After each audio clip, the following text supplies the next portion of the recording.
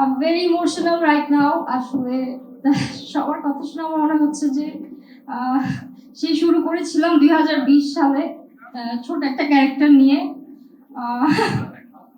Season 3 A because আমাকে যখন বলা হয়েছিল ব্যাচেলর পয়েন্টের কথা তখন আই ওয়াজ নাথিং। তো আমাকে বলা হয়েছিল যে নোয়াখালীতে যাব, যেহেতু আপনি আসলে নোয়াখালীর মেয়ে, আমরা কয়েকটা এপিসোডের জন্য একজন আর্টিস্ট আছি। তো আমার তখন মনে হয়েছিল যে আচ্ছা ঠিক আছে, আমি তো আসলে অ্যাক্টিং পারি না, তারপরেও ট্রাই করি। সেই ট্রাই করা থেকে আসলে সিজন 3 থেকে এখন সিজন 5 এ চলে আসছি আপনাদের সবার ভালোবাসায়। আসলে আমার অডিয়েন্স না থাকলে এইটা সম্ভব হতো না। কাজল আরফিন, অমি ভাইয়া, আসলে আমি কি বলবো, I am very emotional right now because আমি কখনোই ভাবিনি যে সিজন 5 পর্যন্ত আমি আসবো।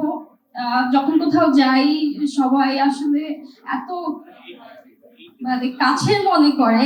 দেখা যায় কোনো মার্কেটে যাচ্ছি, সবাই বলতেছে এরিয়াল আমি আর শিমুল্লাহ নাই, as if I am a girl next ডোর। এত আসলে রিলেটেবল করে ফেলেছে আমাদের ক্যারেক্টারটাকে সবাই, যে মানুষের মনে হয় যে আমরা হয়তো বা তাদের আশেপাশেরই কেউ একজন।